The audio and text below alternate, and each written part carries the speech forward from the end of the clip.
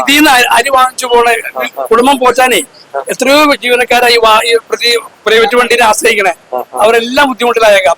സർക്കാർ തിരിഞ്ഞു പോലും നോക്കാത്തതിന്റെ ഒരു സങ്കടം ഒരുപാട് സങ്കടമുണ്ട്. പലരും പൂട്ടിക്കെട്ട് ഇപ്പൊ തന്നെ പല സ്വകാര്യ വണ്ടികളും ജീവവും കൊടുത്ത് ഇട്ട് കഴിഞ്ഞു. ഈ രീതിയിൽ ഇങ്ങനെ ഒരു വിവേചനത്തിന്റെ പുറത്ത് പോവുകയാണെങ്കിൽ ഈ പ്രസ്ഥാനം ഇല്ലാണ്ടാവും. മൊത്തത്തിൽ വരുമാനം കുറവാണ്. KSRTC ബസ്സിൽ സ്ത്രീകൾക്ക് സൗജന്യ യാത്ര അനുവദിച്ചതോടുകൂടി തന്നെ ഈ സ്വകാര്യ ബസ് ഉടമകളും അതുപോലെ തന്നെ ജീവനക്കാരും ഒക്കെ വലിയ പ്രതിസന്ധിയിലാണ്. അവർ സമരത്തിലേക്ക് പോവുകയാണ്. അതിനു മുമ്പ് തന്നെ നമുക്ക് ഇവരുടെ പ്രശ്നങ്ങൾ ഒന്ന് കേട്ടുവരാം. പൊതുവെ ഇപ്പൊ ഈ പറയുന്ന പോലെ സ്വകാര്യ ബസ്സുകളിലൊക്കെ കയറുന്ന ആളുകളുടെ എണ്ണം, പ്രത്യേകിച്ച് സ്ത്രീകളുടെ എണ്ണം ഗണ്യമായിട്ട് കുറഞ്ഞിട്ടുണ്ടല്ലേ? നല്ല കുറവുണ്ട്. അതായത് അതില് ഫ്രീ ആയതുകൊണ്ട് ഓട്ടോമാറ്റിക് ആയിട്ട് ആൾക്കാർ അതിലല്ലേ പോവുള്ളൂ. അപ്പൊ മൊത്തത്തിൽ വരുമാനം കുറവാണ്. പിന്നെ ഇതും കൂടെ അത് നിങ്ങളെ ബാധിക്കുന്നില്ലേ? നന്നായിട്ട് ബാധിച്ചിട്ടുണ്ട്. ജീവനക്കാരെ സംബന്ധിച്ചൊക്കെ വലിയ പ്രതിസന്ധിയിലാണെന്ന് തോന്നുന്നു അല്ലേ? ബസ് ഓടിയിട്ടൊന്നുമില്ല, ബാലൻസ് ഇല്ല. ബാലൻസ് അല്ലേ പിടിച്ചു നിൽക്കണത്. പൈസ ഡീസലും ഇത് അടിച്ചു കഴിയുമ്പോ തീർന്ന് പിന്നെ ബുദ്ധിമുട്ടില്ല പോണത്. കുറച്ചുപേര് കയറും, ബാക്കിയുള്ള ആൾക്കാരെ കയ്യിൽ തന്നെ പോണത്. ഇപ്പൊ നമ്മുടെ ബസ് വന്നാലും പുറയില് വണ്ടി വന്നിട്ടുണ്ടെങ്കിൽ ആൾക്കാരെ അതിലേ കയറുള്ളൂ. അങ്ങനെയൊക്കെയുള്ള പ്രശ്നങ്ങളാണ്. ഈ പറയുന്ന വനിതകൾക്ക് സൗജന്യമായിട്ട് കൊടുക്കുന്ന ഓർഡിനറി ബസ്സുകളുടെ എണ്ണം കൂടുതലാണോ നിങ്ങളുടെ റോഡിൽ? എല്ലാം നേരത്തെ ഉണ്ടായിരുന്ന തന്നെ ബസ്സേ ഉള്ളൂ. എന്നാലും ഫ്രീ ആയിട്ട് പോകുമ്പോ ആൾക്കാർ അതിന് കയറാനല്ലേ നോക്കുള്ളൂ. ബുദ്ധിമുട്ടാണ്. ഇനിയിപ്പോ ഈ ഒരു സമരം കൊണ്ട് ഗുണമുണ്ടെന്നുള്ള ഒരു തോന്നലുണ്ടോ? അതെങ്ങനെയാണെന്ന് അറിയാൻ പറ്റില്ല. കഴിയുമ്പോ അറിയാം. എന്തെങ്കിലും ഒരു മാർഗം വരുമായിരിക്കും. ഇപ്പൊ ഈ സർക്കാർ വന്നപ്പോൾ വലിയൊരു പ്രതീക്ഷയിലായിരുന്നു പൊതുവെ സ്വകാര്യ ബസ് ഉടമകളൊക്കെ തന്നെ. പക്ഷെ ഇത് ഇപ്പൊ ഈ രീതിയിലുള്ള തീരുമാനങ്ങൾ എടുക്കുമ്പോൾ ബുദ്ധിമുട്ടുണ്ടോ? സ്ത്രീകൾക്ക് കൊടുത്തേക്കാൻ നല്ല കാര്യം തന്നെ. പക്ഷെ ഇത് മൊത്തത്തിൽ ഇപ്പൊ നമുക്ക് ബുദ്ധിമുട്ടാണ്. നിങ്ങൾക്ക് കൂടി ഈ പറയുന്ന പോലെ KSRTC കൊടുക്കുമ്പോൾ അല്ലെങ്കിൽ സ്ത്രീകൾക്ക് ഒരു പ്രായപരിധിയൊക്കെ വെച്ച് ഒരു മുതിർന്ന ആൾക്കാർക്ക് ഒരു 10-50 വയസ്സൊക്കെ മേലുള്ള ആൾക്കാർക്ക് കൊടുക്കണമെങ്കിൽ വലിയ പ്രശ്നം ഉണ്ടാവൂലായിരിക്കാം. ഇതെല്ലാവർക്കും ഫ്രീ ആകുമ്പോ ആൾക്കാർ അങ്ങനെ തന്നെ പോകാൻ. KSRTC സ്ത്രീകൾക്ക് സൗജന്യ യാത്ര കൊടുക്കുന്നതോട് തന്നെ സ്വകാര്യ ബസ് ഉടമകൾ വലിയ പ്രതിസന്ധിയിലാണ്. ഭയങ്കര പ്രശ്നത്തിലാണ്. കാരണം നമുക്ക് ഡീസൽ കാശ് പോലും കിട്ടാത്ത അവസ്ഥയിലേക്ക് കാര്യങ്ങളൊക്കെ എത്തിക്കുക. അതായത് പാറ്റാ കാശ് പോലും നമുക്ക് കിട്ടുന്നില്ല, ഡീസൽ കാശ് കിട്ടുന്നില്ല. എങ്ങനെയാണെന്ന് വെച്ചാലും ഒരു ആവറേജ് ഒരു ബസ്സിന് ഒരു ആവറേജ് ഡെയിലി ഒരു 4000 രൂപ 5000 രൂപയുടെ ഇത് വരുന്നുണ്ട്. ഒന്നാമത്തെ കാര്യം ഇവർക്ക് കൃത്യമായിട്ടൊരു സമയം പോലും ഇല്ല. ഇപ്പൊ നമ്മുടെ റൂട്ടിനെപ്പത്തേക്ക് ഇരുമ്പലം കാക്കനാണ്. അവിടെ കൃത്യമായിട്ട് സമയക്രമം പോലും പാലിക്കാതെയാണ് KSRTC. അവർക്ക് തോന്നുന്ന പോലെ അവർ ആലുവന്ന് ഇത്ര വണ്ടി രാവിലെ സർവീസ് നടത്തിക്കുന്ന തോന്നുന്ന പോലെ വരാം. ആലുവ ഡിപ്പോ മാത്രമല്ല, ഇപ്പൊ പിറവൻ ഡിപ്പിൽ ഇപ്പൊ പിറവത്തൊക്കെ പറഞ്ഞാൽ സ്വകാര്യ ബസ്സുകൾ മാത്രമുള്ള ഒരു ഏരിയയാണ്. പിറവൻ കൂത്താടുള്ള മേഖല മാത്രം, ബാക്കിയൊക്കെ സ്വകാര്യ ബസ്സുകൾ മാത്രമുള്ള സ്ഥലങ്ങളാണ്. അവിടെയൊക്കെ KSRTC സർവീസ് നടത്തുന്നത് ഈ പിറവൻ ഡിപ്പോന്ന് പോലും വണ്ടികൾ രാവിലെ കൂട്ടത്തോടെ ഇവിടെ വരുന്നു. എന്നിട്ട് ഈ കാക്കനാട് ഈ തൃപ്പൂണിത്തുറ ആലുവ ഷട്ടിലടിയാണ്. അവർക്ക് കൃത്യമായൊരു സമയ ഇതുമില്ല, ഒന്നുമില്ല. അതിന്റെ കൂട്ടത്തിൽ ഈ സൗജന്യ യാത്രയും കൂടി വന്നപ്പോഴത്തേക്ക് നമ്മുടെ കാര്യം വളരെ കഷ്ടത്തിലാണ്. ഇപ്പൊ തന്നെ ഈ വണ്ടി നോക്കിക്കഴിഞ്ഞാൽ നിങ്ങൾക്ക് ഇല്ല, സ്ത്രീകളില്ല. പിന്നെ ഈ പുരുഷന്മാരെല്ലാരും 2 വീലറാണ് മാക്സിമം ഉപയോഗിക്കുന്നത്. നമ്മൾ രാവിലെ തൊട്ട് വൈകുന്നേരം വരെ കാലി അടിച്ച് അങ്ങോട്ടും ഇങ്ങോട്ടും ഓടുക എന്നുള്ളതാണ് ഇപ്പോഴത്തെ അവസ്ഥ. ഒരു രക്ഷയില്ല. ഡീസൽ കാശ് പോലും വൈകുന്നേരം കിട്ടുന്നില്ല.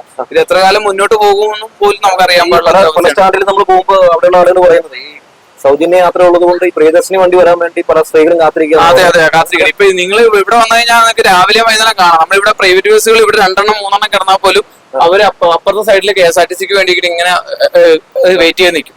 അപ്പൊ അവര് പോണേ പോട്ടെ. അപ്പൊ നമുക്ക് കൂടി എന്തെങ്കിലും ചെയ്യാം. ഒന്നെങ്കിൽ പ്രിയദർശിനിയില് ഈ സ്വകാര്യ ബസ്സുകളെ കൂടി ഉൾപ്പെടുത്തുക. ഈ പദ്ധതി ഉൾപ്പെടുത്തിയിട്ട് ഇത്ര കിലോമീറ്റർ ഇത്ര രൂപ വെച്ച് സ്വകാര്യ ബസ് ഉടമകൾക്ക് സർക്കാർ കൊടുക്കാം. അപ്പൊ നമുക്ക് ഈ വിഷയം വരുന്നില്ലല്ലോ. അപ്പൊ നമുക്ക് സ്ത്രീകൾക്ക് സൗജന്യ യാത്ര കൊടുക്കാം. അപ്പൊ 1 കിലോമീറ്ററിന് 50 രൂപ അല്ലെങ്കിൽ 55 രൂപ എന്താണോ ആ റേറ്റില് ഈ സ്വകാര്യ ബസ് ഉടമകൾക്ക് സർക്കാർ കൊടുത്തുകൊണ്ട് ഈ പ്രൈവറ്റ് ബസ്സുകളെ ഇതിലേക്ക് ഭാഗമാക്കുക.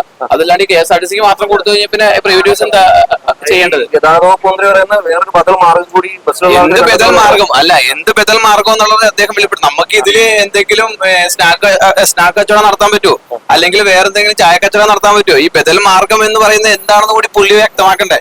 സ്വകാര്യ ബസ് ഉടമകളെ കാണാതെ പോകുന്നുണ്ട് സർക്കാർ.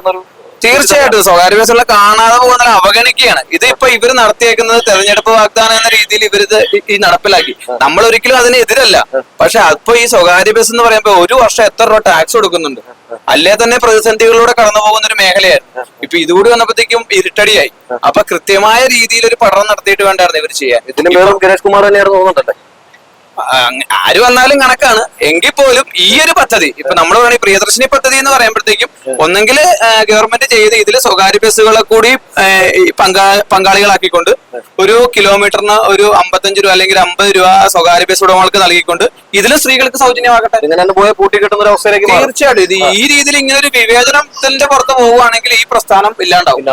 കൂടി പോയ 1-2 മാസം അതിനപ്പുറത്തേക്ക് നീങ്ങില്ല. എന്താ അവസ്ഥ നിലവിൽ? എന്താ അവസ്ഥ ഇവിടെ നിലവിലിപ്പോ ഇതുപോലെ തന്നെ നമ്മൾ ഓടുന്ന സമയത്ത് തന്നെ ഈ ട്രാൻസ്പോർട്ട് ബസ് ഒപ്പം പിടിക്കാണ്. ഒരേ സമയം തന്നെ പോകുന്നത് കൊണ്ട് എല്ലാ സ്ത്രീകളും ഉൾപ്പെടെയുള്ള യാത്രക്കാര് അങ്ങോട്ട് പോവാണ്. അപ്പൊ അതുകൊണ്ട് കൂടുതൽ ആളുകൾ KSRTC കയറിക്കൊണ്ടിരിക്കുകയാണ്. കാരണം ഫ്രീ കിട്ടുന്നതുകൊണ്ട് എല്ലാവരും കാത്തു നിന്ന് വെയിറ്റ് ചെയ്ത് കണ്ടുപിടിക്കാണ്. സെയിം പാരലായിട്ട് ഒരു സമയം മാറ്റാതെ ക്രമീകരിക്കാതെ ഒരേ സമയത്ത് തന്നെ സർവീസ് എടുത്തത്. അവർക്ക് സമയമില്ല. പ്രൈവറ്റിന് സമയത്തല്ലാതെ ഓടാൻ പറ്റില്ല. ട്രാൻസ്പോർട്ട് ബസ്സിന് സമയമില്ലാതെ അവർ വന്നിട്ട് എപ്പോഴും ആളുകളെ കയറ്റിക്കൊണ്ട് സ്ത്രീകളായിട്ട് യാത്ര ചെയ്ത് പോകും. പൂർണ്ണമായിട്ട് നഷ്ടത്തിലാണ്. നമ്മുടെ ഈ ജില്ലയിലെ മുഖ്യമന്ത്രിയാണ്, പക്ഷെ സ്വകാര്യ ഉടമകളെ അതായത് മുഖ്യമന്ത്രിയുടെ കാര്യം പറയുകയാണെങ്കിൽ ഈ ജില്ലയിലെ മുഖ്യമന്ത്രി ആയിട്ട് പോലും പറവൂർ ഡിപ്പോ തന്നെയാണ് ഏറ്റവും കൂടുതൽ വണ്ടികൾ ഇപ്പൊ കൂടുതലിട്ടേക്കാം. ഇപ്പൊ പറവൂർ ഡിപ്പോന്ന് പല സ്റ്റേറ്റിലേക്കും വണ്ടികൾ കൂടുതൽ പുള്ളിയുടെ മണ്ഡലം ആയതുകൊണ്ടാണ് എന്താണെന്നറിയില്ല, പറവൂർ വണ്ടികൾ തന്നെ കൂടുതൽ ഇതിൽ വന്നുകൊണ്ടിരിക്കുന്നത്. നേരത്തെ ഉള്ളതിനേക്കാൾ കൂടുതൽ വന്നുകൊണ്ടിരിക്കുക ഓർഡിനറി വണ്ടികൾ. ആ ഒരു സാഹചര്യം ഉണ്ട്. അതൊരു പ്രതിസന്ധിയാക്കുന്നുണ്ട്. അത് മൊത്തത്തിലൊരു അത് അദ്ദേഹം പ്രതിസന്ധിയാകുന്ന പറയാൻ പറ്റില്ല. മൊത്തത്തിലൊരു പ്രശ്നം ഞങ്ങൾക്ക് അനുഭവപ്പെടുന്നുണ്ട്. ഇപ്പൊ ഈ സമരമൊക്കെ ആരംഭിക്കുമ്പോ പക്ഷെ അതിന് മുമ്പ് തന്നെ ഈ പറയുന്ന പലയിടങ്ങളിലൊക്കെ പല കൂട്ടിക്കിടുന്ന അവസ്ഥയിലേക്ക് മാറിയിട്ടുണ്ട് അല്ലേ? പലരും കൂട്ടിക്കെട്ട് ഇപ്പൊ തന്നെ പല സ്വകാര്യ വണ്ടികളും ജീവവും കൊടുത്ത് ഇട്ട് കഴിഞ്ഞു. ഇനി ഇവിടെ പലരും കൊടുക്കാൻ വേണ്ടി ഉദ്ദേശിച്ചിരിക്കുകയാണ്. ഇപ്പൊ ഈ ടാക്സിയിൽ പലരും ഒഴുകുന്നു. ടാക്സി കുറച്ചാലും അത് വലിയ ഗുണകരമായിട്ട് പോകുന്ന ഒരു ഘട്ടം കാണുന്നില്ല. ജീവനക്കാരുടെ അവസ്ഥ വളരെ മോശമായിട്ട് പോകുന്നു. 10 ശമ്പളമൊക്കെ കുറച്ചാണ് മുതലാളിയുടെ നിന്ന് മേടിക്കാൻ പറ്റുള്ളൂ. ഡീസലൊക്കെ പുള്ളി എത്ര ദിവസം കയ്യിൽ നിന്ന് കൊണ്ടു തരും. കയ്യിൽ നിന്ന് കൊണ്ടു തന്നിട്ടാണ് ഇപ്പൊ ഡീസൽ അടിച്ചു പോകുന്നത്. വളരെ ചുരുക്കം വണ്ടികൾ മാത്രമാണ് ചെറിയ രീതിയിലൊക്കെ ഓടുന്നുള്ളൂ. ബാക്കി എല്ലാ വണ്ടികളും പ്രതിസന്ധിയായിട്ടാണ് പോയിക്കൊണ്ടിരിക്കുന്നത്. ഈ ജീവനക്കാരുടെ അവസ്ഥ വളരെ മോശമാണല്ലേ? വളരെ മോശമാണ്. മാത്രം ഞാനൊരു ബസിന്റെ ഓണറും കൂടിയാണ്. ഇപ്പൊ എന്റെ 2 ജീവനക്കാരെ ഞാൻ ഒഴിവാക്കിയിട്ട് ഞാൻ ഡ്രൈവ് ചെയ്യും. ഡ്രൈവിംഗ് ലൈസൻസ് ഉള്ള ആളെ ശേഷമാണോ? ആയതിനു ശേഷം ഞാൻ എന്റെ മകനെ അവനെ കണ്ടക്ടർ ആക്കിയേക്കാം. കണ്ടക്ടർ ലൈസൻസ് എടുത്ത് ഒരു നിവൃത്തിയില്ലാത്തതുകൊണ്ട് അങ്ങനെയൊക്കെ ചെയ്യേണ്ടി വന്നേ. അപ്പൊ 2 ജീവനക്കാരുടെ കഴിഞ്ഞ ടൈമുകളിലൊക്കെ അങ്ങനെ ചെയ്യേണ്ടി വന്നിട്ടുണ്ടോ? ഇല്ല, അങ്ങനെ വന്നിട്ടില്ല. ഇപ്പൊ ഇത് വളരെ രൂക്ഷമായിട്ട് രീതിയിൽ പോയിക്കൊണ്ടിരിക്കുകയാണ്. നമ്മൾ ഈ ടാക്സ് എടുക്കാനും ഡീസൽ അടിക്കാനൊക്കെ പൈസ ഒരു പരിമിതിയില്ലേ എല്ലാത്തിനും. നമ്മുടെ വീട്ടിൽ നിന്ന് എടുത്തു കൊണ്ടാലും കുന്നാണെങ്കിലും എടുക്കുമ്പോ കൊഴിഞ്ഞു പോകൂലേ? ആ ഒരു ഇതിലാണ് ഇപ്പൊ പോയിക്കൊണ്ടിരിക്കുന്നത്. ഇപ്പൊ ഭാര്യയ്ക്ക് ഒരേ ലൈസൻസ് കൊള്ളാന്നുണ്ട് എനിക്ക് തോന്നുന്നുണ്ട്. മുന്നോട്ട് പോയാൽ ഇത് നിന്നു പോകും. ഈ പ്രസ്ഥാനം നിന്നു പോകും. പല ആട്ടും കൂടെ കോഴിക്കോടൊക്കെ ആക്കി വയ്ക്കേണ്ടി വരും. സമരം നടത്തിയത് എത്രത്തോളം വിജയിക്കും അറിയില്ല. ആളുകൾ ഈ മേഖലയിൽ വർക്ക് ചെയ്യുന്നുണ്ട്. എത്രയോ പേര് ഇതിൽ നിന്ന് അരി വാങ്ങിച്ചു പോണ കുടുംബം പോറ്റാനേ എത്രയോ ജീവനക്കാരായി പ്രൈവറ്റ് വണ്ടിനെ ആശ്രയിക്കണേ. അവരെല്ലാം ബുദ്ധിമുട്ടിലായേക്കാം. സർക്കാർ തിരിഞ്ഞു പോലും നോക്കാത്തതിന്റെ ഒരു സങ്കടം വളരെ സങ്കടമുണ്ട്. ഈ ഒരു വിഷയത്തെ പറ്റി ചർച്ച ചെയ്യാനായിട്ട് പറയണം. അതിൽ മാർഗം കാണാന്ന് പറയുന്നത് എന്താ അതിനെ പറ്റി പറയാം? അതിന്റെ മാർഗം പുള്ളി തന്നെ പറഞ്ഞു തരണം ഞങ്ങൾക്ക്. ഞങ്ങൾ എന്ത് മാർഗം സ്വീകരിക്കും? നമുക്ക് ഇതിനകത്ത് ഈ കള്ളക്കടത്ത് നടത്താൻ പറ്റുമോ? പറ്റില്ല. വേറെ എന്താ പറയാ, മദ്യശാല നടത്താൻ പറ്റുമോ? അതും പറ്റില്ല. അപ്പൊ അതിനൊരു മാർഗം എന്താണെന്ന് പുള്ളി തന്നെ ഞങ്ങൾക്കൊന്ന് വ്യക്തമാക്കി തന്നാൽ നന്നായിരിക്കും.